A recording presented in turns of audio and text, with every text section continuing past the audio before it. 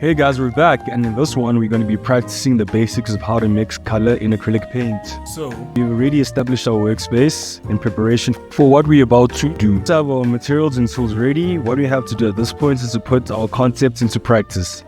Awesome, so before we start painting anything, we have our avocado and we have our sphere already prepared in preparation. We also have pre-primed paper canvases that I primed earlier for a demonstration of this actual lesson to make things easier as we go along the journey.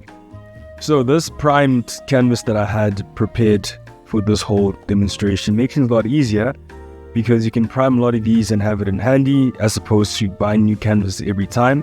So this makes things a lot more convenient when you try to practice different concepts and different styles of paint. These canvases, I had primed them earlier. I had a video that showed you how to prime paper instead of canvases. So these canvas weights, or paper weight actually, of this paper that I just primed is about 150 GSM. You can get these at your local arts and crafts store. So they help you get as many mini canvases as you can before commencing something big and quite expensive when you actually do have to pay for actual canvases. So right now I'm just preparing the actual setting of what I'm prepared to actually do when I do start painting. I just want to tape down the prime canvas paper so that things are a lot more organized before I start doing anything.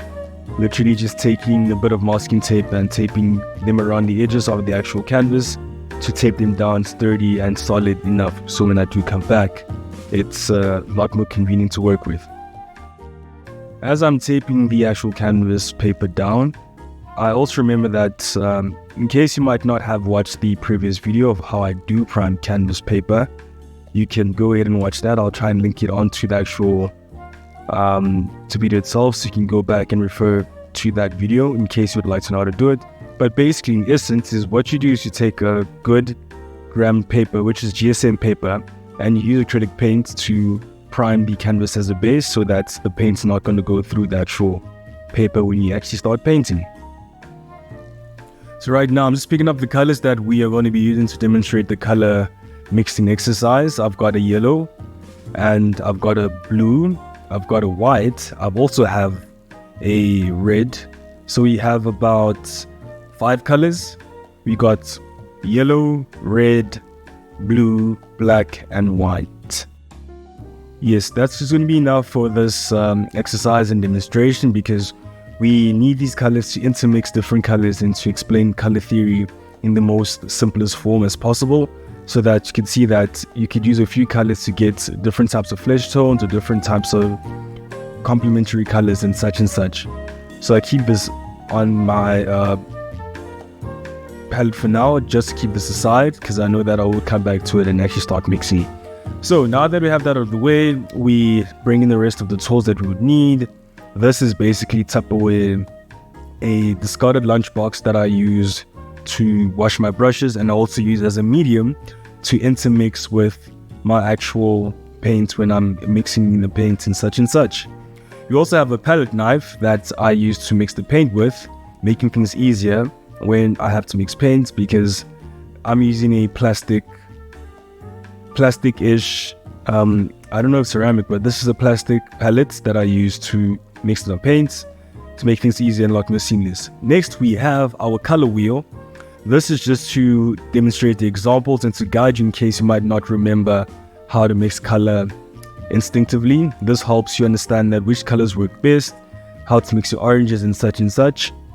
And behind the color wheel, there's a more detailed version of how to mix color in case you want more guidance and in case you want to know how to do things more precise. But at the end of the day, this is a lot more intuitive. It makes it a lot easier when you do practice, because in most cases I don't need a color wheel. I think that's because of experience, but as you do practice mixing color, you realize that most things are intuitive, and it's just a matter of mixing one color over another to get what you want and understanding the basic principles that make it work together as a whole.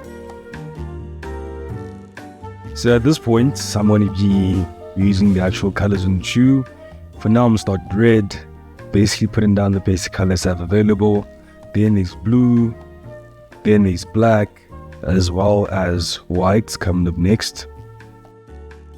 Then from white, I'm just going to add yellow, just to complete the color set that I need to demonstrate this exercise. So red, blue, black, white and yellow are basic colors that you can use to mix every other color on the color wheel. Hence why I recommend these as the basics that you can start with. So for now, I'm just going to put red as an example down on the canvas to show you how you can intermix the colors. Bear in mind that I'm also looking at the color wheel as well, showing you how you could actually mix these colors to make sense. I also have a piece of cloth to clean my brushes to make it easier when I am mixing colors with them to come back, just to keep things a bit neat and a bit more controlled as I am painting.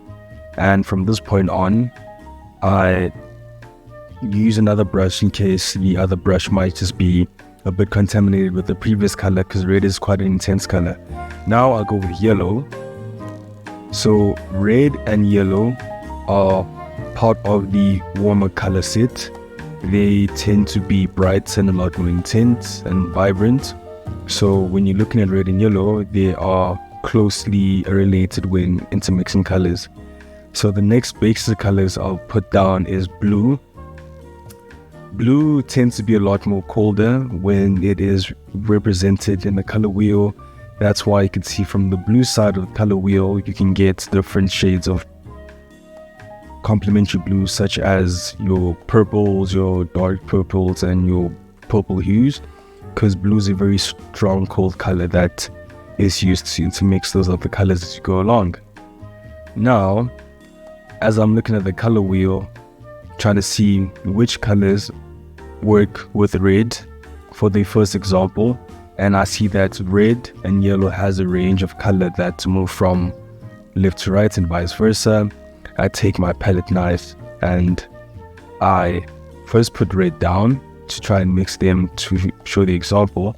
I then take a bit of yellow, I place it together, and I swivel the palette knife in a circular motion so I could properly mix the actual paint. And I'm not too sure if you could see how intense the red is. Sometimes red could overpower yellow, so it's good to add just a bit of yellow to compensate for that, to have a certain change onto the color. Now, as you can see, what's happening is that when you add more yellow to red, it turns to be orange. So this is more of an intense orange. On the color wheel, you can see that there are different shades of orange as well.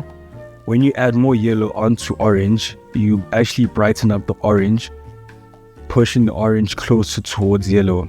Remember, as you are adding a lot more yellow to orange from the mix from red and yellow, it tends to be lighter to give you a lighter orange. So for now, I'm just going to put that down on the canvas to have that aside as the version of a color that I'm using right now.